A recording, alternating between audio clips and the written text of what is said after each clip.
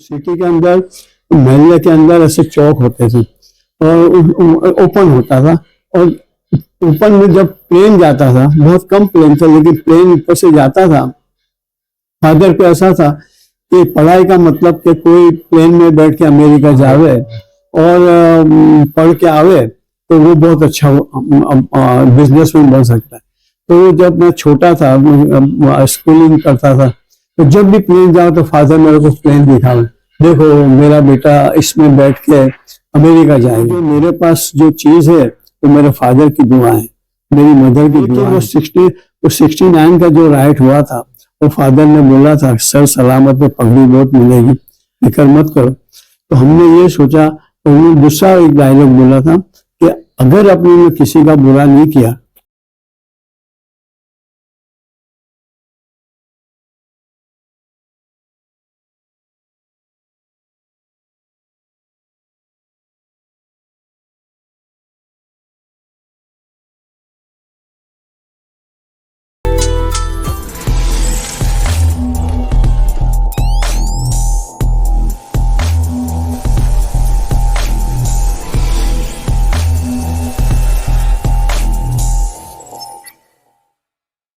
Hello everyone. So here I would like to introduce to one of the best personality, Mr. Safi Maniyar. ये एक businessman है और एक social worker भी है और उन्होंने बिजनेस को इस तरीके से ग्रो किया है। उन्होंने 15 to 17 times national award achieve किए हैं और उनका बिजनेस इंडिया के अलावा बहुत सारी कंट्रीज में भी रन हो रहा है। और बिजनेसमैन होने के साथ साथ उन्होंने सोशल वर्कर के अंदर और उन्होंने एजुकेशन फील्ड में और बहुत सारी फील्ड्स में उनका कंट्रीब्यूशन दिया है कि जिससे यूथ को कुछ अचीव कर सके, जिससे देश के लोगों को कुछ हासिल हो सके, देश का भला हो सके। उनकी जो ज़िंदगी है, उनका जो इतना बड़ा बिज़नेस होने के बावजूद, इतने बड़े इंसान होने के बावजूद, उनकी जो सिंप्लिसिटी है, उसको अगर मैं कुछ लाइन्स में आपके सामने कहूँ तो मैं यूँ कहूँगा कि दुनिया में हूँ, दुनिया का तलबगार नहीं हूँ। दुनिया में हूँ, दुनिया का तलबगार नहीं हूँ। बाज़ार से निकला हूँ, खरीदार नहीं हूँ। नाचीज़ को लोगों ने बुलंदी है जो बख्शी, इस कौम का खादिम हूँ, सरदार नहीं हूँ। तो उनसे बातें शुरू करते हैं। Hello sir. हेलो। बहुत अच्छा लगा आपसे मिलकर। मुझे भी बहुत अच्छा लगा। तो सर, जब मैंने आपका इंटरव्यूज़ रीड किए, उसमें बहुत सारी बातें सीखी। लेकिन जो आपके फ़ादर की जो स्ट्रगल लाइफ़ थी कि उन्होंने जिस तरीके से स्ट्रगल किया है, वो बहुत ही फ़ैसिनेटेड थी। तो उससे बहुत कुछ सीखने को मिलता है। तो आप जी उनके बारे में थोड़ा बताइए? नहीं, ये बहुत अच्छी बात है कि जो आप मेरा इंटरव्यू देखो तो अभी तो मैं तो जो born with the golden spoon वाली बात है। लेकिन ये जो आपने सवाल पूछा, इससे मोटिवेशन भी बहुत मिलेगा और इससे पता भी चलेगा कि वो ज़िंदगी आसान नहीं है, लेकिन अगर उसको सही तरीके से हम समझें तो बहुत कुछ अपना हासिल कर सकते हैं। मेरे जो फादर थे, मेरे फादर सिटी में रहते थे। उनके फादर पतंग का बिज़नेस करते थे और फादर को वो बिज़नेस में ऐसा था कि साल भर पतंग बनाओ और 3 दिन बेचो, तो वो बिज़नेस पसंद नहीं था। तो वो अपने किसी जगह अच्छी जॉब करते थे। जॉब में बहुत अच्छा उनका करियर भी बहुत ब्राइट था। लेकिन एक रोज़ क्या हो गया, इतनी सुंदर कोई इज़्ज़त देता और एकदम उसको कुछ, तो एक एक रोज़ ऐसा हुआ कि he was scolded for no fault in his part. तो जब फादर ने बोला कि ये चीज़ मुझसे गलत नहीं हुई और बताया कि किससे हुई, तो उनको ये बोला कि तू हमारे सामने बोलता है, जाओ मैं तेरे को नौकरी से निकाल देता। तो उनको भी ऐसा हुआ कि ये तो गलत बात है, मैंने बताया। तो वो नौकरी से, तो कहाँ मैं जाता हूँ। और उनको एक डायलॉग उन्होंने बोला कि जाओ पता चलेगा दाल आटे का भाव, कल आके मेरे पास हाथ जोड़ के तुम आओगे, अरे मेरे को रख लो नौकरी पे। आपके फादर ने ये बोला? नहीं, फादर को उन्होंने, उनके बॉस ने बोला कि बॉस ने पता बोला। चलेगा। यानी अब एक तो ये बोला नौकरी से जाता हूँ तो जाओ ना, फिर बाद में ऐसा बोला। तो फादर को बहुत हर्ट हुआ। अब बाहर जाने के बाद में ये तो सही बात है कि वो जगह उस ज़माने में इतनी अपॉर्चुनिटीज़ तो थी नहीं। अब वो अफ़सोस बैठे सोचते हैं क्या करें, लेकिन उनको ये था कि मैं नौकरी करूँगा तो इनके पास जाना पड़ेगा, मेरे को नौकरी नहीं करनी। अब ऐसे उनको ख़्याल आया कि बॉम्बे में एक बिज़नेसमैन वहाँ पे आते थे और बहुत मोहब्बत रखते थे फादर से अच्छे रिश्ते सुलूक से बात भी करते थे। फादर वेंट देयर, बॉम्बे गए और सब बताया कि ऐसी ऐसी बात हुई। तो उन्होंने कहा फिक्र मत करो।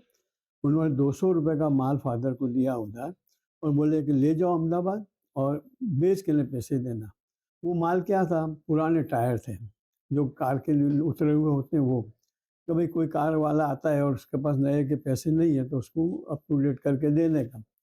मीन टाइम में फादर को ऐसा ख्याल आया कि बॉम्बे में जो ट्रॉली, ये स्टेशन के ऊपर जो ट्रॉली चलती है उसमें लोखंड के पहिए होते हैं। अगर ये पहिए ये इसके टायर के लगा देवे, वो छोटे टायर उस ज़माने में आते थे, तो उनको बहुत इजी रहे, ये जो उठाते और उनको हार्ट के ऊपर जो जोर पड़ता है नहीं पड़े। तो उन्होंने उस वक्त बस एक बोलते हैं ह्यूमन डिग्निटी उनके ख्याल में आया, तो उन्होंने ऐसे कार के टायर के हैंड कार्ट बनाए जो आज अहमदाबाद में आप देखोगे। मैं मारवाड़ से जो लोग आते हैं, अपने बोलते हैं मारवाड़ी, तो वो लोग ये चलाते हैं। तो वो उसमें ऐसा हो गया कि इतना अच्छा बैलेंसिंग किया कि उसके ऊपर 1 टन वजन 2 जने या 1 जना भी आराम से खींच सकता था। बस दिस वाज द स्टार्ट। उनको ऐसा लगा कि कुछ ऐसे इनोवेशन करना चाहिए, या तो वो फिर चूने टायर पैच करके ना गाड़ी में लगाते। तो उसके बाद उनको ऐसा ख्याल आया कि ये चीज़ जो बैलगाड़ी के ऊपर उनकी बैल की कान के ऊपर जो जोर पड़ता है, तो कितना जानवर को तकलीफ पड़ती होगी।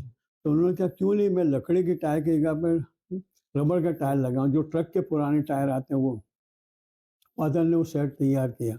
गांव में जहाँ में जिसको भी बात कर बोले नहीं नहीं, वो जो लकड़े के व्हील वाले थे वो फादर को ये बोले, लोगों को ये बोले कि ये है ना, तो ये रबर के टायर से ज़्यादा चलेगा, तुम्हारा बैल मर जाएगा। फादर ने फिर बोला कि अच्छा चलो मर जाओ या कुछ भी नुकसान हो मेरे से ले लेना। ऐसा करके फादर ने फ्री ऑफ चार्ज लगाना शुरू किया, और जब अच्छा तुम्हारा लगे तो मेरे को पैसे देना। तो उसके अंदर फादर को बहुत अच्छा लगा। मीन टाइम में फादर ने ये चीज़ अप्लाई की कैमल कार्ट के अंदर। अब कैमल कार्ट 4 व्हील की आती है। देखो कुदरत कहाँ पे मदद करती है वो मैं आपको बताना चाहूँ, ये तो आपको डिटेल में इसलिए बताता हूँ। वो कैमल कार्ट बनाई फादर ने, ये डिग्निटी के ऊपर से कि भाई एनिमल डिग्निटी, उसको ऊपर जोर नहीं पड़े, और वो इजीली आप देखते हो क्या, वो ऊँट गाड़ी वाला सो जाता है और ऊँट चलता है इजीली। वो इसका रीज़न क्या है कि अंदर बैरिंग है और टायर है, और उससे कोई लोड नहीं पड़ता। अब उस ज़माने में क्या था कि इम्पोर्ट तो बहुत वो था ना, एक वो इम्पोर्ट करे तो एक उसने इम्पोर्ट किया, ऐसा होता था। तो किसी एक डीलर ने 14 हॉर्स पावर का ट्रैक्टर रशिया से इम्पोर्ट किए, कुछ 14 ट्रैक्टर के ऐसे 20 ट्रैक्टर। अब वो आने के बाद में उसके साथ कुछ था ही नहीं। तो वो बोले कि अब मैं क्या करूं उसमें। अब वो देखते देखते लिटरेचर के अंदर कैमल कार्ट टाइप की कोई चीज़ उसको दिखी, तो वो जानते थे कि ये मिस्टर मनियार ऐसा बनाते। तो ही अप्रोच माय फादर, बोले वो देखो मैंने तो 14 हॉर्स पावर का ट्रैक्टर मंगवाए, और अब मैं क्या करूं, मैं तो बहुत महंगे पड़ गए, मैं बेचूं कैसे। तो लेकिन ये एक चीज़ ऐसी है कि मैं इसके पीछे लगा दूं तो मेरा ये ट्रैक्टर बिक जाएगा। तो फादर ही अप्लाइड हिज माइंड, तो बोले नहीं कुछ वादा नहीं, मैं बैल का वो जो बनाता हूँ उसकी जगह पे आपको ट्रैक्टर के पीछे लग जावे ऐसा बना के दूँ। तो वो तो बहुत खुश हो गए। तो जो भी सर्टिफिकेट या लाइसेंस लेने थे लेके फादर और मैनेजर दोनों हाथ से आरी लेके लोखंड काटे, उसको वेल्डिंग करे। ऐसा 1 महीने में 2 महीने में एक टेलर बनाया। अब वो 14 ट्रैक्टर हो जाने के बाद में वो उसको बहुत अच्छा सेटिस्फेक्शन हुआ का चलो मैं इससे छुटकारा हुआ। और फादर को एक एंटरप्रेन्योरशिप मिल गई कि चलो आई आई कैन बिकम मैन्युफैक्चरर। अब उसके बाद में फिर ट्रैक्टर तो आना शुरू हो गए, तो लोगों को ये लगे कि अगर ट्रैक्टर के साथ में कुछ है तो मनिया टेलर, कोई भी ट्रैक्टर फर्ग्यूसन हो तो उसके मनिया टेलर। तो इसके अंदर से हम लोग वो बैलगाड़ी के और ऊँट गाड़ी के इसके ऊपर से हम लोग इसमें आ गए, हम मैन्युफैक्चर। अब एक ऐसा ज़माना आया इसके अंदर मैन्युफैक्चरिंग में कि लोग मनिया टेलर के नाम से हमको जानते हो गए, और ऑर्डर्स पेंडिंग रहने लगे। अब ये बहुत अच्छा चल रहा था, स्मूथ चल रहा था। मीन टाइम में गवर्नमेंट का कुछ ऐसा डायरेक्टिव आ गया कि अगर जो 5 आदमी से ज़्यादा का बना तो उस पर एक्साइज ड्यूटी लगेगी, अगर 5 आदमी से कम है तो नो एक्साइज ड्यूटी। तो वहाँ कंपटीशन आ गया। अब अपने पास तो सब लाइसेंस वगैरह थे, तो instead of going into competition, father try to introduce something new and new. अब ये न्यू एंड न्यू के अंदर आज जो आप हमारा एम्पायर देखते हो कि हम कई ऐसी चीज़ें बनाते हैं जो फॉरेन में बनती है और यहाँ बनती है, और पीपल अप्रिशिएट लाइक एनीथिंग। तो ये है हमारा जो फादर का जो स्टार्टिंग था वो ये है। उन्होंने जो 200 रुपये लेके अपना बिजनेस शुरू किया था, जी। मैंने जो रीड किया था उसके अंदर ये भी थी कि उन्होंने पंचर का कामकाज किया था, पंचर बनाने का कामकाज किया था, और उस तरीके से उन्होंने बहुत सारी स्ट्रगल को फेस कर कर इस मुकाम तक इस बिजनेस को शुरू किया। नहीं वही वो जहाँ पे नौकरी करते थे पंचर भी बनाना पड़ता था, दूसरे स्टेपनी भी बनानी पड़ती, बहुत कुछ करना पड़ता था। लेकिन वो बोलते हैं ना कि अल्लाह जिसको नवाजना चाहता है तो वहाँ कोई रोक नहीं सकता। तो ये अल्लाह का एक असबाब था कि एक नो फॉल्ट इन इस पार्ट उनको स्कोल्ड किया तो उनको हर्ट हुआ तो उन्होंने कहा मैं जॉब नहीं करूँगा। जॉब नहीं करने से किसी ने 200 रुपये उधार दिए और फादर ने एक इंडस्ट्री। अब मैं आगे थोड़ी बात और बताऊं। वो ज़माने में अकाउंट्स रखना पड़ता था और अकाउंट्स लिखवाना पड़ता था, इनकम टैक्स भरना पड़ता था। फादर ने सिर्फ फॉर योर नॉलेज, फादर सिर्फ 4 चौपड़ी पढ़े थे। अब उस वक्त फादर को बहुत दिल में ऐसा होता था कि काश मैं पढ़ा होता। बस उनको एजुकेशन की एक बहुत वो थी। उनके जो भी फ्रेंड्स थे उसमें नॉन मुस्लिम फ्रेंड्स भी थे जो बिजनेसमैन थे, उनसे मशवरा करके वो कुछ न कुछ ऐसे करते रहते थे कि, लेकिन उनको अफसोस ये था कि मैं काश पढ़ा होता। सर, इस तरीके से उन्होंने बिजनेस शुरू किया, और हाँ। बिजनेस के अंदर क्या क्या फिर स्ट्रगल फेस किया उन्होंने? नहीं बिजनेस में तो जब बिजनेस होता है तो राइवलरी भी होती है, कहीं कोई कहीं ना कहीं कुछ करता है तो वो तो फेस करना ही पड़ता है। और फादर को हमेशा ये अफसोस होता था। तो हम लोग उस वक्त सिटी में रहते थे। तो सिटी के अंदर मोहल्ले के अंदर ऐसे चौक होते थे और ओपन होता था, और ऊपर में जब प्लेन जाता था, बहुत कम प्लेन थे लेकिन प्लेन ऊपर से जाता था। फादर को ऐसा था कि पढ़ाई का मतलब कि कोई प्लेन में बैठ के अमेरिका जावे और पढ़ के आवे तो वो बहुत अच्छा बिजनेसमैन बन सकता है। तो जब मैं छोटा था, स्कूलिंग करता था, तो जब भी प्लेन जाओ तो फादर मेरे को प्लेन दिखावे, देखो मेरा बेटा इसमें बैठ के अमेरिका जाएगा। जब भी प्लेन जावे ये, तो अभी हमको भी क्या है कि अच्छा अमेरिका प्लेन में अमेरिका जाने का होता है, पढ़ने का होता है। अब जैसे जैसे बड़े होने लगे तो ऐसा एहसास हुआ कि फादर तो सपना देखते हैं, सपना दिखाते हैं। अब अपने इतने तो समझो कि मोहल्ले में रहते हैं तो मोहल्ले का एटमॉस्फेयर भी था, थोड़ा घूमना फिरना भी था। लेकिन बड़े होते एहसास हुआ कि फादर का सपना तो पूरा करना चाहिए, तो पढ़ाई में ध्यान भी दिया। एसएससी की, एसएससी के बाद में कॉलेज में गए। कॉलेज में भी यही फादर को ऐसा था कि ये पढ़ेगा, मतलब कि कॉलेज ऑफिस में। अच्छा दूसरी एक बात फादर के क्या हो गया कि आम लोग क्या करते हैं कि कॉलेज में बच्चा जाता है तो वो जहाँ तक कॉलेज पूरी नहीं करता वहाँ तक उसको कोई जवाबदारी नहीं देते। फादर ने क्या बोला, पहले मैंने एच एल कॉलेज में एडमिशन लिया। फिर फादर ने बोला कि ये तो आफ्टरनून है, जैसे तू स्कूल जाता है तो ऐसा कॉलेज जाता है, मेरे को क्या फ़ायदा हुआ। तो मैंने क्या मतलब है कि अगर एच ए कॉलेज मॉर्निंग के हो तो मेरे पास भी आके तू बैठे कुछ सीखे। तो फिर वो तो फादर थे, वो ज़माने में, तो अभी आज अपने कैसे भी बोल देते हैं फादर को, हाँ ना ऐसा तो बोल ही नहीं सकते थे। तो फादर तो मैंने कॉलेज चेंज कर दी, फादर के पास जाके बैठने लगा। तो फादर ने सबसे बड़ी बात क्या की कि जब मैं जाता था तो उन्होंने पहले मुझे वेल्डिंग डिपार्टमेंट में रखा कि आओ वेल्डिंग सीखो। उसमें आंखें खराब भी होती थी, फादर मदर का झगड़ा भी होता था। मदर बोले एक एक एक और आपको पढ़ाना है अपने बच्चे को, दूसरी ओर इसकी आंखें बोले नहीं, वो मेरे को दवा खुद अपने हाथ से लाते हैं, लेकिन मेरे को वेल्डिंग मशीन का पूरा ट्रेनिंग दिया। और मदर को ये बोले कि अगर उसको बिजनेसमैन बनना है, अगर उसको कुछ आगे बढ़ना है तो कारीगर या आदमी की तकलीफ क्या है उसको पता नहीं होगा तो आगे नहीं बढ़ सकता। Right. अब हम तो बोल ही नहीं सकते। मैंने बोला वो जमाना ऐसा नहीं है कि फादर के सामने यूं भी गर्दन अदा कर सकते। फिर दूसरे साल वापस उन्होंने बुलाया और लेट डिपार्टमेंट में रखा क्या, और उन आदमी लोगों को बोला कि देखो कोई कॉम्प्रोमाइज़ मत करना, ये मत समझना कि सेठ का लड़का है, तुमको सिखाना है काम, मैं आके टेस्टिंग लूँगा। तो वो ज़माने में तो वीटो चलता था, कोई कुछ कर ही नहीं सका, तो मेरे को बराबर ये करके काम करवाया।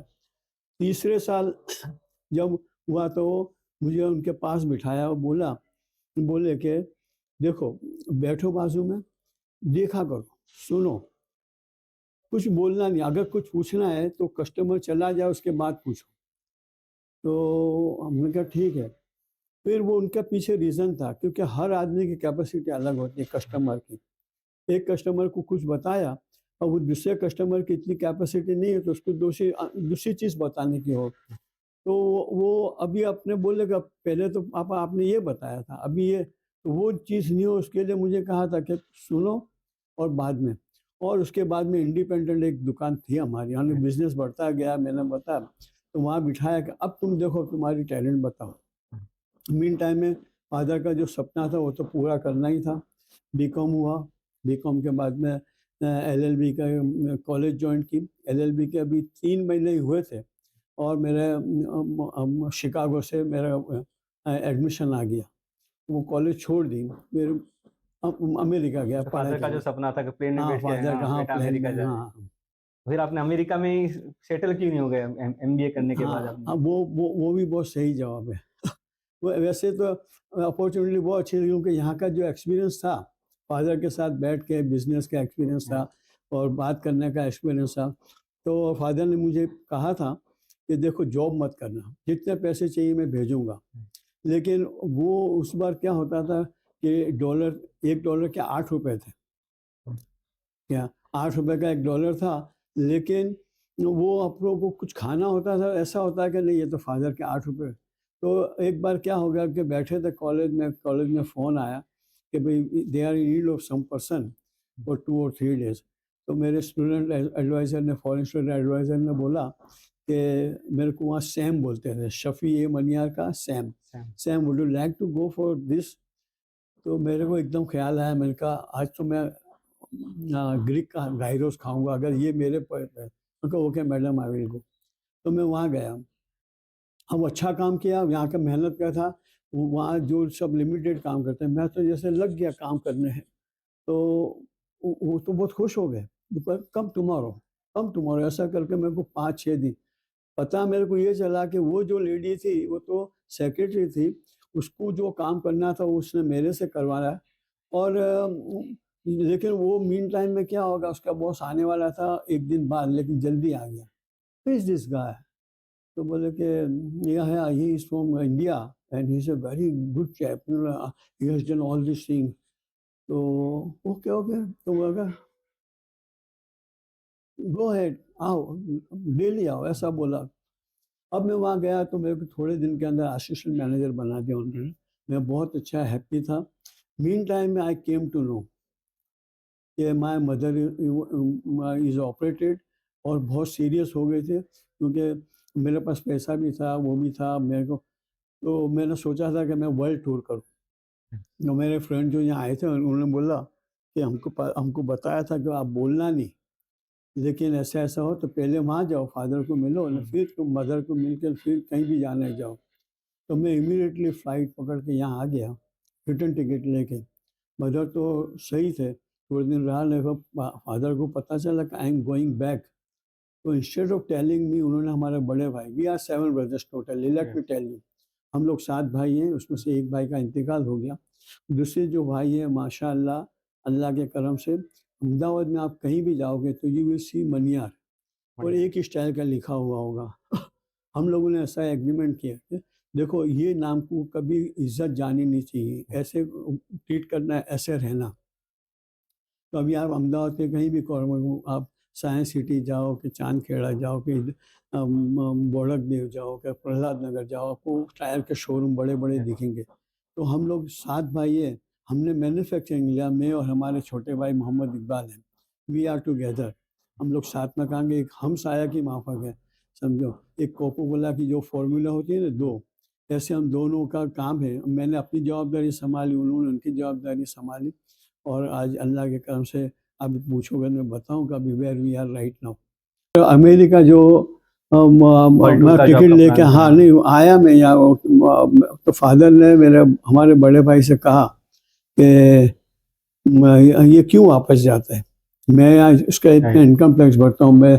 और फादर का जो एक दूसरा डायलॉग था कि मैंने इसको बड़े अरमानों से पढ़ाया था, मैंने अमेरिका भेजा था कि पढ़ लिख के आएगा और अपना बिजनेस एक्सपांड करेगा, और अपनों में रह के अपना तरक्की करेगा, अपनों में रह के अपने वालों के कुछ काम आएगा, देश की उन्नति में काम आएगा। अब ये उसकी जगह पर जाएगा तो he will leave for himself only. और दूसरी एक बात बताऊं कि मैं जब कॉलेज के दूसरे साल में था, उस वक्त फादर ने हमारे बड़े भाई की शादी की, तो उनको ऐसा था कि अब मेरे पास पैसा है तो मेरी कौम के साथ में रह के मैं अच्छी धामधूम से शादी करूं। तो वो शादी मेरी की जब मैं कॉलेज में था, तो करनी पड़ी, क्योंकि मैंने बोला वो ज़माना, तो फादर बोले ऐसा करना था, तो शादी कर ली। शादी करने के बाद में वो सपना तो फादर का पूरा करना ही था, तब मैं गया था। तो उन्होंने बोला कि फिर अपनी बीवी बच्चे को लेके जावे। तो मेरे को बहुत दिल पे लग गई कि फादर ये चीज़ तो मेरे को एक चांटा मार के भी कह सकते हैं, क्योंकि उन्होंने अरमान से पढ़ा, उसकी जगह पे ब्रदर से ये मैसेज मेरे को कन्वे करा। तो मैंने उसी दिन तय किया कि I am not going back. और जो टिकट रिटर्न थी, वो ज़माने में तो मिल जाते थे पैसे, मैंने लेके अपनी फाइल में, आज भी आपको देखनी हो तो मेरे पास पड़ी है, वो एक ओमेन तरीके रखी है कि मैंने मेरे फादर को रिस्पेक्ट दी, मैंने मेरे फादर के वर्ड्स रखे। और वो आज आज वो जो मेरे पास जो चीज़ है, वो मेरे फादर की दुआएं, मेरी मदर की दुआएं हैं। कितना खुश हुए होंगे, क्या इतना कहने से रुक गया। हाँ, तो आज जो कुछ है वो उनकी वजह से। ये सारा का सारा बिजनेस आपने टेक ओवर कर लिया? नहीं, हाँ नहीं, टेक ओवर जैसे मैंने बताया ना कि हम सात भाई एक्सपांड होते गए। पहले हमारी दो जगहें थी, एक ऑफिस थी, एक फैक्ट्री थी। फिर जब अमेरिका से आया, फादर ने बोला अच्छा बताओ तुमको क्या चाहिए, तो मैंने कहा कुछ ऐसी जगह पे हम काम कर रहे हैं कि मैं अपना टैलेंट भी बता सकूं। फादर ने बोला कहाँ तुझे बैठना है, तो मैंने बोला रिलीफ रोड। बोले देखो दुकान, मैं कैसे भी करके तुमको दिला दूंगा। एक बहुत बड़ा शोरूम फादर ने दिला दिया। अब फिर मेरे जहन में बात है कि वी आर 7 ब्रदर्स, अगर एक ही जगह पे बैठेंगे तो आंखें लड़ेगी, तो why not to expand the business with thoughtfulness. तो हमने फिर क्या करा, जो भी फ्रेंड्स आते थे, कोई ब्रोकर आता उसको बोलते भाई कोई जगह है, जैसे वो बताते थे फादर को बताते, वो जगह ले लेते थे। ऐसा जैसे मैंने बताया ना कि आज हर इलाके में हमारी जगह है, वो यही रीज़न है कि फादर के साथ बेटे हैं और साथ में मिल के रहे हैं। और कभी भी कैसा लगे कि अभी फैमिली बड़ी हो गई है और पार्ट होना है, तो इमीडिएटली विदाउट एनी थिंग वो जो जहाँ बैठा है वो बोलेगा हमको ये दे दो तो हो जाएगा। तो ये हमारा प्लानिंग था। आपने जब बिजनेस में कदम रखा तो आपने क्या क्या स्ट्रगल फेस किए? स्ट्रगल तो समझो, देखो वैसे आती है स्ट्रगल, मैंने तो कुछ नहीं की, बस ये कि बिजनेस डेवलप पैसा नहीं होता था, रिस्क कर लेते थे और फिर अल्लाह से दुआ मांगते थे, तो अल्लाह कैसे भी असबाब बना देता था। तो और फिर जैसे मैंने बताया ना कि अल्लाह ने ऐसे टाइमली थॉट दी कि हमारे दूसरे भाई भी छोटे छोटे पढ़ लिख के, जैसे आई एम द सेकंड सन, तो मेरे दूसरे 5 नीचे छोटे भाई भी थे, वो पढ़ लिख के आते थे, उसके पहले उनको एक शोरूम तैयार मिल जाता है। तो वो चीज़ के लिए हमको प्लानिंग भी करना पड़ता था, थोड़े बैंक से वगैरह सब पैसे भी लेने पड़ते थे। लेकिन हाँ, वो आपने जो पूछा वो है कि लोग जिससे खुश होने वाले होते हैं, ऐसे लोग जलने वाले भी होते हैं।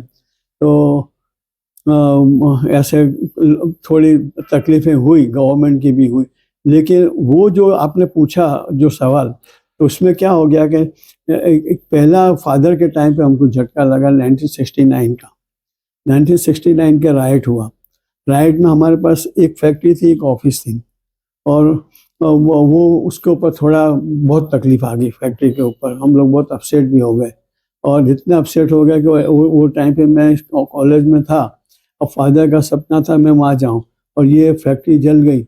और हमारा फादर भी यहाँ पे नहीं थे। फादर जब आउट ऑफ अहमदाबाद से आए, देखा तो उनको देखा कि बस सब खलास हो गया है, खाली मशीनरी अकबंद है। तो आदमी कुछ नहीं, सर सलामत है, पगड़ी बहुत मिलेगी। हमको लगा कि फादर को बहुत, क्योंकि जो खून पसीने से जिसने सींचा हुआ तो उनका कुछ मेंटल बैलेंसिंग होगा। लेकिन फादर ने क्या किया, मैंने कहा फादर अपने मेरे कॉलेज के फ्रेंड हैं, उनका एमएलए वो है, तो उनको मैंने बात की। उन्होंने बोला कि मैं वहाँ, मैंने अच्छे रसूख के पीएम से, और मैं ये सब चीज़ें, तुम्हारे फोटो दो मेरे को, मैं ले जाके तुम्हारा कर दूंगा। फादर ने बोला देखो कुछ भी नहीं होगा, we don't have right insurance, we do have insurance. लेकिन कई सालों से 1942 से कभी कोई राइट हुआ नहीं था, कोई लेता भी नहीं। तो मैंने उनको फादर को रोका कि अभी आप अपने नहीं वहाँ जाएंगे, वहाँ कुछ भी होएगा। लेकिन 8 दिन के बाद में, आप समझ सकते हो, आज तो इंतज़ार करता रहा। फादर ने बोला कि साफ कुछ कर दो, और फादर के पास ब्रेन था। उन्हें बोला ऐसे ऐसे लेटर लिखो कस्टमर को। कोई कस्टमर आता नहीं था, तो उन लोगों ने पैसे भेज दिए तो हमारा ये काम चला। अब उसके बाद में स्ट्रगल की बात है कि 1985 में भी हुआ। 1985। हाँ, तो अब वो जो 1985 में राइट हुआ, तो उसके अंदर हमारे ज़्यादा शोरूम हो गए थे, तो उसमें एक दो को छोड़ के सभी चले गए। लेकिन वो 69 का जो राइट हुआ था, वो फादर ने बोला था सर सलामत है, पगड़ी बहुत मिलेगी, फिक्र मत करो। तो हमने ये सोचा, और उन्होंने दूसरा एक डायलॉग बोला था कि अगर उन्होंने किसी का बुरा नहीं किया, अपना बुरा नहीं होगा। तो हमने अब यही सोचा कि फादर की जो डायलॉग है कि सर सलामत है, पगड़ी और मिले, और किसी का बुरा नहीं किया तो अपना बुरा नहीं होगा। तो हमने हमारे चेहरे पर शिकन भी नहीं आई कि चलो जो अच्छा। लेकिन 69 के बाद में हम इतना समझ गए थे कि आप लोगों को राइट का इंश्योरेंस लेना है, तो रिकॉर्ड अप टू डेट रखना है। लेकिन उस वक्त भी क्या हो गया कि कुछ ऐसी पॉलिसी आई, उन लोगों ने इंश्योरेंस कंपनी वालों ने पहले तो बोला कि आपका सब पेपर्स ओके हैं। उसके बाद उन्होंने ये बोला, आपको ताज्जुब लगे क्या बोला, कि आपकी चीज़ें लूटिंग हो गई है, टायर है, या हमारे वो टाइम पे दूसरी एजेंसीज बहुत थी। हमने LML की एजेंसी ली थी, स्कूटर की, पियाजियो की 3 व्हीलर की एजेंसी ली थी। तो वो क्या हो गया कि पार्ट्स चुरा के LML पियाजियो जो था वो 3 व्हीलर का था, तो उसके पार्ट्स तो वो चुरा के ले गए। तो उन लोगों ने ये बोला, तो मैंने उनको बोला कि भाई आप बोलते हो कि चोरी हो गया, अगर चोरी ना होते जला देते तो क्या राख के पैसे मिलते हैं आपको? हम आपको लिख के देते हैं कि अगर ये चोरी का माल पुलिस बरामद करेगी तो 2 चीज़ें हो सकती है, या तो आप हमारे से पैसे ले लेना, या तो ये चीज़ आप रख लेना। या वो तो माने नहीं। अब वो जहाँ हमारे को 75-80% मिलना था, वहाँ हमको 25-30% मिला। अब हम स्ट्रगल करते थे, थोड़े अपसेट भी हो गए। मीन टाइम में आप जैसे दोस्त कोई मिल गए, उन्होंने बोला क्या हुआ, हमने बोला ऐसा है। बोले देखो उन लोगों के पास तो फिक्स लॉयर होते हैं, लोअर कोर्ट से लेकर सुप्रीम कोर्ट तक। आप कहाँ तक लड़ोगे, आपके पास कितना है, तो आप जो देते ले लो। फिर हमको याद आए फादर की बात कि अपने तुमने किसी का बुरा किया नहीं तो अपना बुरा नहीं होगा। तो हमने जो दिया वो ले लिया। बस हमने एक चीज़ देखी ओवैस भाई कि 1969 के बाद में, जैसे मैंने बोला एक था, एक हुआ, उसके बाद में एक शोरूम हुआ, दूसरा शोरूम हुआ। तो वो फादर की बात और अल्लाह का निज़ाम के आग में बाग होते हैं, आग में बाग। तो ये हमारे आग में बाग। तो फिर उसके बाद में 85 में हुआ, तो थोड़ा फिर 1-2 शोरूम बढ़ गए हमारे, और हमने वो परफेक्ट कर दिया। और फिर 2002 में फिर अभी हम तो जैसे बोलते हैं ना कि प्रिपेयर्ड ही थे कि भाई होगा कुछ नहीं, अल्लाह है, सर सलामत है, पगड़ी मिलेगी। तो ये इसके अंदर भी ये हमारे को कोई ऐसा हुआ नहीं, और आज भी हम अल्लाह तवक्कल, तो अभी बिजनेस एक्सपांड करते ही जाते हैं। और अभी आपको ताज्जुब होगा कि हम, जैसे आपने बताया इंट्रोडक्शन में ही, कि 2002 के राइट में हमारा क्या है, जो बिजनेस गवर्नमेंट से, कॉरपोरेट से होता है। और हम गुजरात में इतने हैप्पी थे, जैसे एक ज़माने में मनिया टेलर फेमस था, एक पोस्ट भी मनिया टेलर या मनियार एंड कंपनी अहमदाबाद लिखो तो आ जाती थी। ऐसे मनिया टेलर फेमस है, रोड का नाम भी मनिया टेलर है, बस स्टैंड का नाम भी मनिया टेलर बस स्टैंड है। तो हम लोग लेकिन वो अब 2002 के राइट में क्या हो गया कि हमारे बिजनेस में बहुत तकलीफ हो गई। तो अब क्या करें, अब पूरा सेटअप है। तो फादर के ज़माने में चंद इंसान काम करते थे, अभी हमारे पास आदमी भी बहुत, खर्चा भी बहुत। तो अब अल्लाह ने फिर वो टाइम पे सुझाया कि भाई कुछ एग्जीबिशन में जाके अपना अपना प्रोडक्ट डिस्प्ले करें।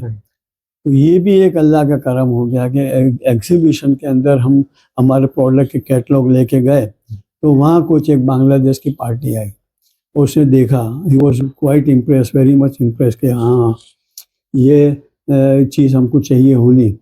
अब एक्चुअली तो हमको एक्सपोर्ट क्या है कुछ मालूम नहीं था, एक्सपोर्ट कैसे करना मालूम नहीं था। लेकिन किसी ने बोला कि आप एक्सपोर्ट क्यों नहीं करते, तो हमने एक्सपोर्ट करने के लिए वहाँ एग्जीबिशन में पाया। तो वो तो इतने खुश हो गए, उन्होंने कहा क्या है प्राइस है, वो हमको कुछ भी मालूम नहीं था। लेकिन ऐसा हमारे एक एक्सपर्ट थे, उनसे मशवरा करके हमने प्राइस भी दी। अब उन्होंने ऑर्डर भी दिया।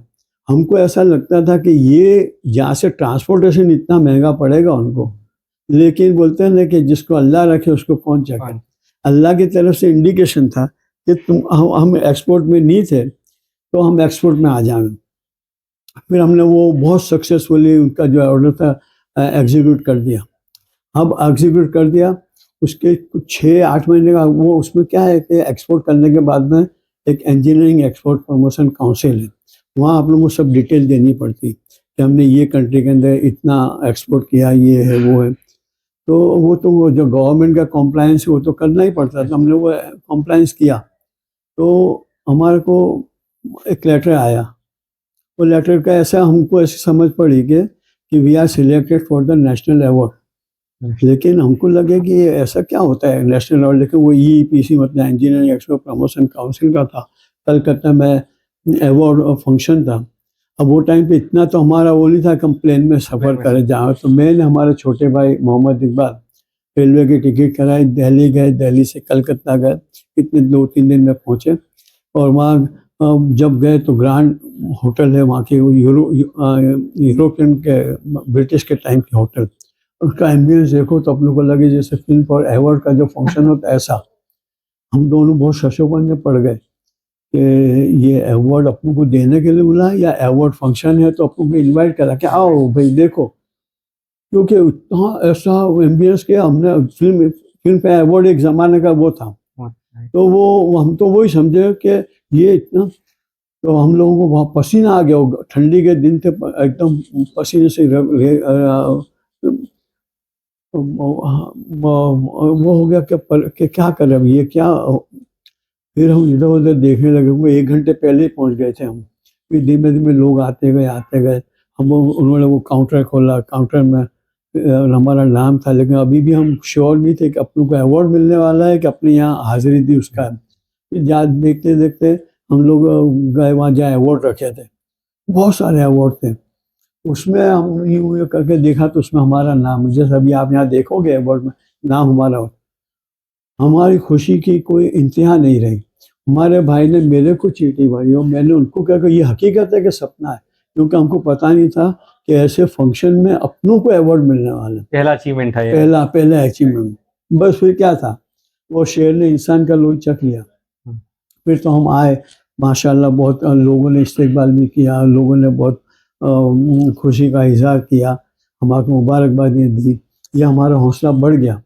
तो हम अब डोमेस्टिक के साथ साथ हम पहले गुजरात में करते थे, फिर पान इंडिया शुरू करा, हर जगह हमारे कोटेशन भेजे, हमारे उनके टेंडर भरे। तो धीमे धीमे ये भी हुआ और एक्सपोर्ट के भी हम करने के लिए टेंडर भरने लगे। तो हमारा एक्सपोर्ट भी समझो ये हो। फिर अभी अब तो ख्वाहिश लग गई, मैंने बोला ना कि इतना करो काम के अपनों को एक्सपोर्ट के सिलेक्ट हुए। तो माशाल्लाह वन आफ्टर वन आज हमको 15 अवार्ड तो ऑलरेडी मिल गए। और हमको 16वां और 17वें का 21 नवंबर 2023 का इनविटेशन आ गया कि वी आर अगेन सिलेक्टेड और नेशनल अवार्ड, और हमको दिल्ली जाना है पीयूष गोयल साहब के हाथ से, जो minister of commerce and industry हैं। पिछले साल भी हमको उन्हीं के हाथ से मिला था। उसके पहले हमारे को मिला था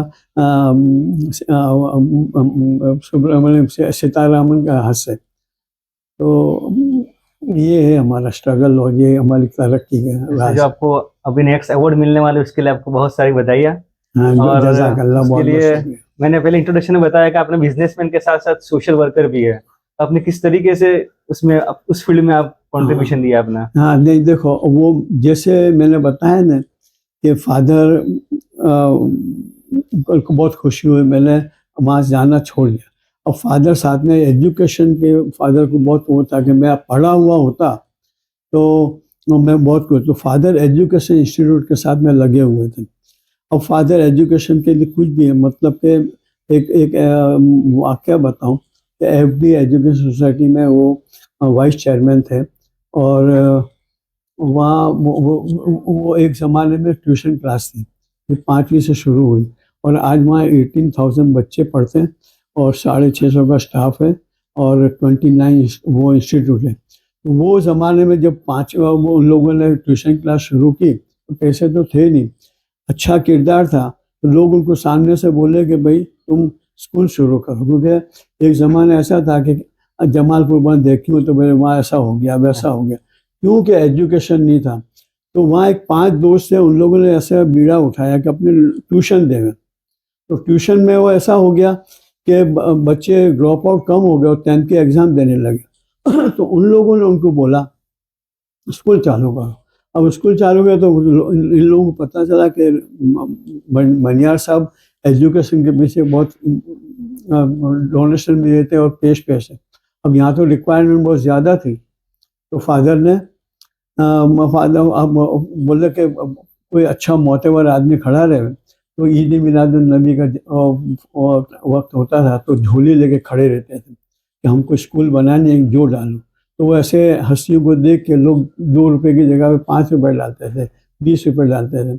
ऐसा करके एक स्कूल बनाई, दूसरी बनाई। आज वो इदारे के अंदर अब केजी से लेके इंग्लिश मीडियम, गुजरात मीडियम से लेके आर्ट्स और कॉमर्स कॉलेज से लेके 2 साइंस कॉलेजेस है और 29 टोटल इंस्टीट्यूट है। 50 साल हुए। तो उसमें फादर की बहुत मेहनत थी, फादर ने बहुत डेडिकेशन किया था।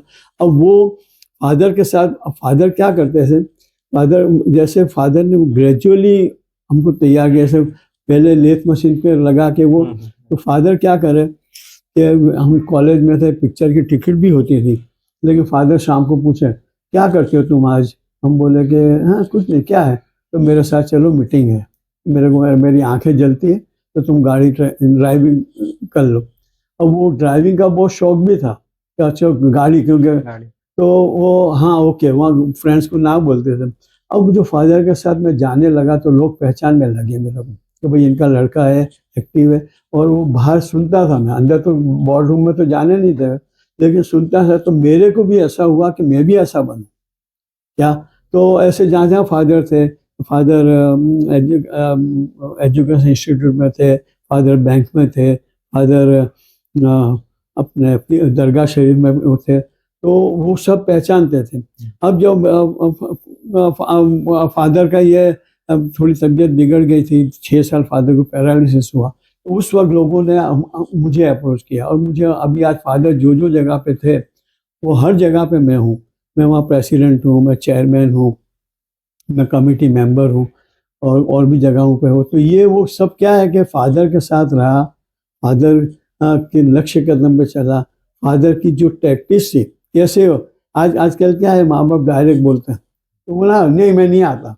अब वो फादर ने किससे सेंटीमेंट में ले गए कि भाई व्हाट यू आर डूइंग। तो हमने बोला क्या था, तो अब वो नहीं बता सके हम पिक्चर जाने का है। तो अब ये जो दूसरा फादर क्या करते, कोई जगह टेंडरिंग होता था, यहाँ से बड़ौदा जाना है, ड्राइवर को नहीं लेते थे, हमको बोले चलो। तो हम साथ में जाओ, तो उनकी ज़िंदगी के जो तजुर्बे थे अच्छे या बुरे, वो बताते थे कि देखो ऐसा हुआ, मैंने ऐसा किया, ऐसा करना चाहिए, नहीं करना चाहिए। तो वो क्या है, वो 2 चीज़ें थी कि ड्राइविंग करते करते वो टाइम पर रास्ते तो अच्छे थे नहीं, नींद नहीं आ जावे या कहीं अपने एक्सीडेंट कर नहीं रहे, तो फादर उनके तजुर्बे बताते थे, अपने ड्राइविंग करते करते सुनते जाते थे। तो वो सब तजुर्बे आज मेरे काम आ रहे। एक बात बोलूं कि ये मैंने अमेरिका जाके MBA किया, पढ़ाई की, लेकिन ये है ना, ये शुगर कोटिंग है। जो वो चौक बार आता है ना, अंदर जो वाइट होता है, वो जो वाइट सब्सटेंस है ना, वो मेरे फादर और मदर का है। क्या उनकी जो बातें होती है वो बहुत नहीं नहीं, अभी देखो, अभी आप मेरी ऑफिस में देखोगे फादर की तस्वीर लगी हुई है। और जब भी हम अपसेट होते हैं ना, तो फादर की तस्वीर देख लेते हैं कि फादर एक मौके पे क्या कहते थे। एक बार फादर ने हमसे कहा था कि देखो, जिंदगी में ऐसे मरहले भी आएंगे कि तुमको ऐसा लगेगा ये क्या फैक्ट्री चलाना, ये आदमी मिलते हैं नहीं मिलते, गवर्नमेंट के तकलीफें आती है, उससे तो बेच के अपने बैंक में पैसे रख दो। कभी भी मत सोचना, ये अल्लाह का शुक्राना करना कि अल्लाह ने तुमको इस काबिल बनाया कि तुम कुछ 4-5 आदमी के या 50-100 आदमी के रोजी के जरिया बने हो। हाँ, न वो हकीकत में ऐसे दिन भी आए।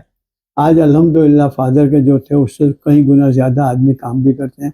और हमको वही है कि ये हमारे फादर बोलते थे, जैसे दर्जी की कैंची होती है, बार्बर का अस्सरा होता है, ऐसा ये अपना आदमी है ना, अपनी एसेट है। या इनको बहुत संभाल के रखना ये। और उनका वो जो मुझे SSC के बाद में या कॉलेज के बाद में जो उन्होंने वो ट्रेनिंग दी कि तुमने काम किया होगा तो पसीना का वैल्यू मालूम पड़ेगी क्या, तो वो आज काम आता है। आज अपना आर्म्स गिविंग ज़्यादा रमज़ान में क्यों होता है कि अल्लाह ताला बोलते हैं कि तुम जब भूखे होगे तो भूखे की भूख तुमको मालूम पड़ेगी, प्यासे होगे तो प्यासे की प्यास मालूम पड़ेगी। तो ये फादर ने वो ज़माने में मेरे को वो ट्रेनिंग दी अल्हम्दुलिल्लाह। लेकिन ये ट्रेनिंग हमारे सब भाइयों को भी मिली। आज भी जो मशहूर, ये तो क्या होता है यूजुअली 1-2 जॉब भी करने लग जाता है, लेकिन हर आदमी आप देखोगे माशाल्लाह शोरूम भी बहुत अच्छे हैं और सब एवरीबडी इज़ हैप्पी। और हमारा क्या गैदरिंग होता रहता है, कभी मेरे वहाँ हुआ, कभी दूसरे भाइयों के वहाँ हुआ, सब फैमिली मिलती है, एंजॉय करती है। सर, जब मैंने आपके इंटरव्यूज के बारे में तो पढ़ा, उसमें आप जिस स्कूल के प्रेसिडेंट हैं, उसमें लिखा था कि आपके स्कूल के बारे में एक चाय की किटली है, उसमें आपने लिखा है कि चाय चाहे फ्री में पी जाओ लेकिन स्कूल के लिए कुछ ना कुछ दे के जाओ। हाँ इसका जो हाँ हाँ, तो वो यही है, मैंने बताया ना कि ऐसे स्टॉल लगाते थे। अब क्योंकि वो ज़माने में मुस्लिम कम्युनिटी में इतना पैसा भी नहीं था, इतना शऊर भी नहीं था कि भाई एजुकेशन का इतना बोलते हैं ना कि अवेयरनेस भी नहीं थी। awareness नहीं था। तो अब पैसे कहाँ से लाने, क्योंकि अपने पास अभी हमारे पास भी वो ज़माने में तो इतने नहीं थे। तो फिर वो अपने खड़े रहे हुए चाय, तो बोले बनिया सब खड़े क्या वो फिर है ना शर्म में चाय पिए, और जो डालना है डाल ले, कोई 5 रुपये भी डाल ले, कोई 50 भी डाल ले। तो ऐसा करके, लेकिन वो बोलते हैं ना कि ये अल्लाह की तरफ से होता है कि वो अल्लाह 50 रुपये को 5,000 भी कर देता है। लेकिन स्ट्रगल तो की, लेकिन वो ऐसी स्ट्रगल की कि अल्लाह भी खुश हो गया। और अल्लाह भी समझो बोला कि अल्लाह कहता है तुम 1 कदम आगे बढ़ो, मैं 10 कदम तुम्हारे को हेल्प करूँगा। तो ये ऐसा हमारा आपकी जो इतनी सक्सेस स्टोरी है, उसके पीछे जो मेन रीजन है वो आपके फादर है। फादर और मदर। हाँ, फादर यानी कि कुछ पढ़े लिखे ना हो, लेकिन फिर भी उनकी बातें हमें बहुत काम आती है लाइफ में। वही बातें काम में आती है, मैंने बोला ना। लेकिन वो अभी मैं यही बोलूँगा कि फादर पढ़े हुए नहीं थे तो उनको एजुकेशन की वैल्यू मालूम थी। अब आज तो ऐसा है कि पढ़े हुए हो के नहीं हो, बहुत पढ़े हुए, लेकिन बच्चों को अगर पढ़ाया और नहीं पढ़ाया, पैसा काम में आने वाला नहीं है। आज देखो, टेक वन एग्जांपल कि डिमोनेटाइजेशन हुआ क्या, अगर पढ़ा लिखा आदमी था तो उसने कैसे भी मैनेज करा, नहीं था तो वो लाइन में खड़े भी रहे, उनको तकलीफ भी पड़ी, कोई फेंट भी हो गया। तो अभी तो कहीं भी कोई भी पैसा काम में आने वाला नहीं है। अगर तुमने अच्छी पढ़ाई की, कोई किसी जगह पे तुमने अपने एफिशिएंसी प्रूव कर दी, तो हर किसी को ज़रूरत है। अभी हमारा भी जो बिजनेस है पान इंडिया है, फॉरेन का है, लेकिन ये एजुकेशन काम में आता है। एजुकेशन काम में आता है। एजुकेशन बहुत ही जरूरी है। बहुत ज़रूरी है, इसके बगैर चारा नहीं है। एजुकेशन के बगैर क्या है। सर, आप इतने सक्सेसफुल बिजनेसमैन हैं, जो आज का जो दौर है उसमें क्रेज बन चुका है कि हर इंसान स्टार्टअप करना चाहता है। तो उसके उन लोगों के बारे में आप क्या कहना चाहेंगे? स्टार्टअप की किस तरीके से वो मैनेज कर रहे हैं? नहीं, अभी देखो, एक्चुअली देखने जाओ तो गवर्नमेंट भी बहुत हेल्प करती है। अगर अब पहले क्या था, स्ट्रगल करके आगे बढ़ना पड़ता था। अभी क्या है, तुमने पढ़ाई की, तुम्हारे पास कुछ टैलेंट है, तो गवर्नमेंट के पास इतनी स्कीमें है कि तुम उनके पास जाओ। और तो आज मेरे पास समझो 10 रुपये है तो 90 रुपीज़ गवर्नमेंट देगी, और 90 रुपीज़ देगी, उसके अंदर सब्सिडी और ग्रांट इतनी देगी कि जब फाइनली मेरे को भरने के जो आएंगे तो 20-25 रुपये ही भरने के आएंगे।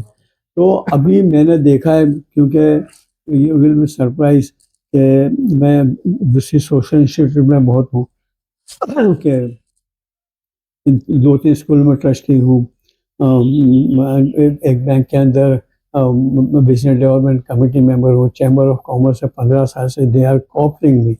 मतलब ये बहुत बड़ी बात है। अदरवाइज कोऑप्शन, अगर वहाँ इलेक्शन लड़ते हैं तो कम से कम 2-5 लाख का खर्चा होता है, लेकिन अपने अपने किरदार अच्छा है, अपना नाम अच्छा है अपने, तो वो अपनों को कोऑप करते हैं। तो ये सब चीज़ें काम में आती हैं। अगर पढ़ाई है और अपना अखलाक है, अखलाक अपनों को बहुत अच्छे रखने हैं, तो ऐसा एक अच्छा बिजनेसमैन बनने के लिए क्या सबसे जरूरी चीज क्या है? अच्छा बिजनेसमैन बनने के लिए सबसे पहला तो ऑनेस्टी, एथिक्स। या अगर एक आपने कमिटमेंट कर दिया तो कैसे भी, अभी ऐसे भी हमारे हुआ, अभी जो कोरोना आया, कोरोना के टाइम पे हमारे पास काफ़ी ऑर्डर थे।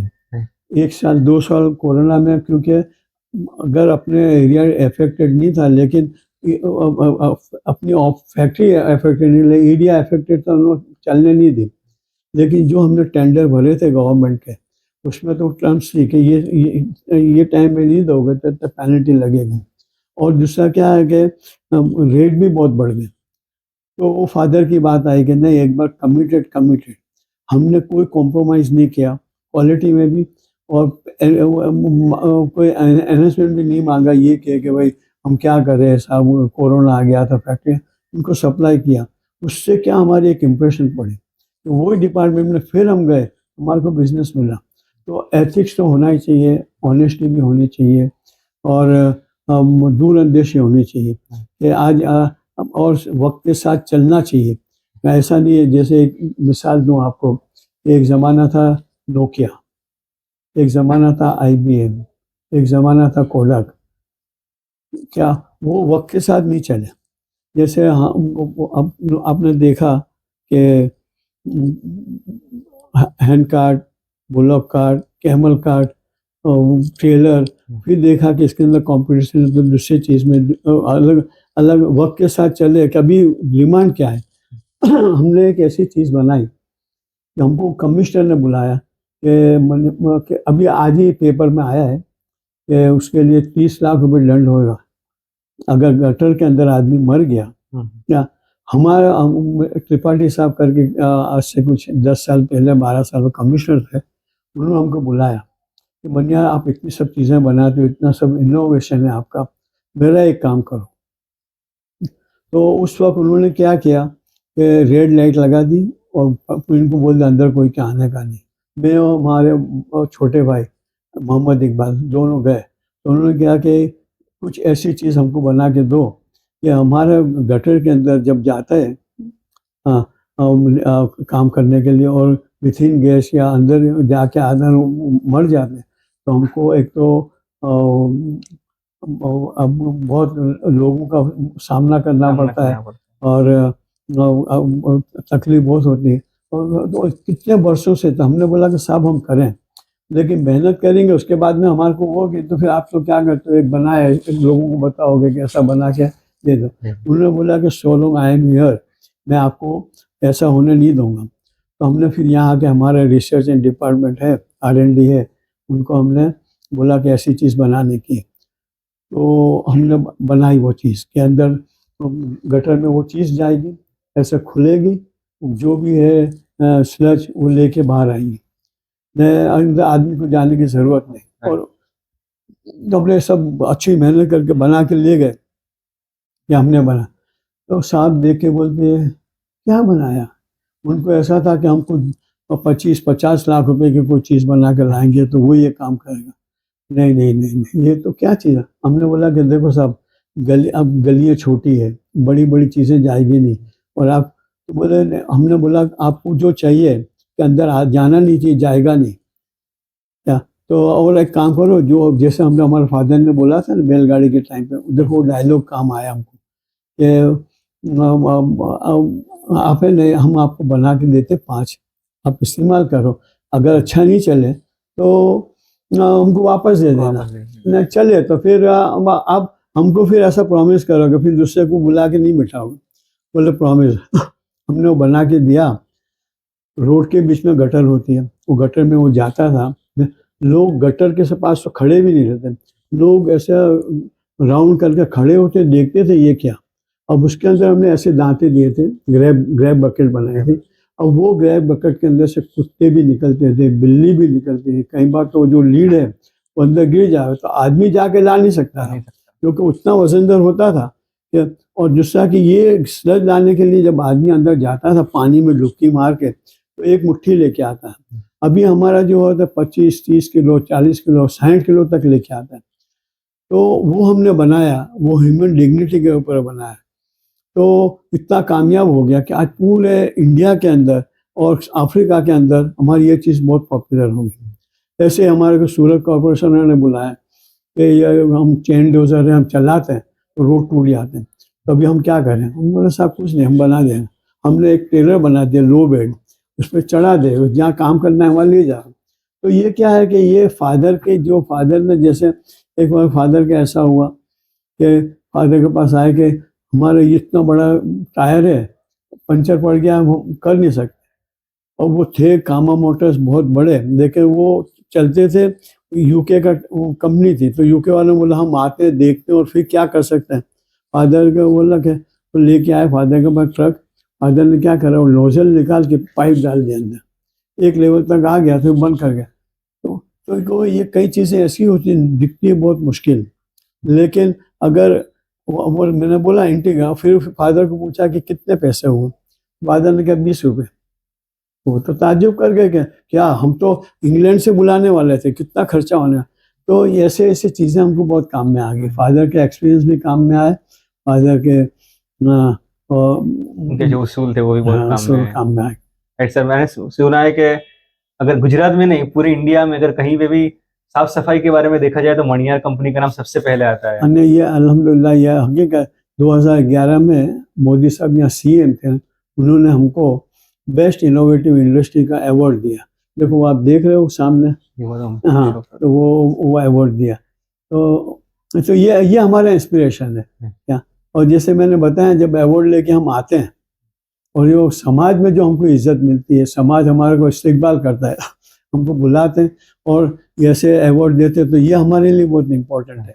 क्योंकि जैसे फादर ने बोला, अपनों में रह के अपने के काम आओ, जब कुछ करके आओ। तो वहाँ तो जंगल में मोर नाचा किसने देखा, हमने फोटो पाड़ लिया हो गया, लेकिन यहाँ तो क्या है, समाज देखता है कि ऐसे। अभी अच्छा, ये जो आपने आज मेरा लाइव इंटरव्यू लिया, ऐसे निर्मा में भी मेरे को बुलाया, ईडीआई में ही बुलाया, गुजरात टेक्नोलॉजी यूनिवर्सिटी में बुलाया कि आप एमबीए के स्टूडेंट के लिए कि आप अपना एक्सपीरियंस शेयर करो।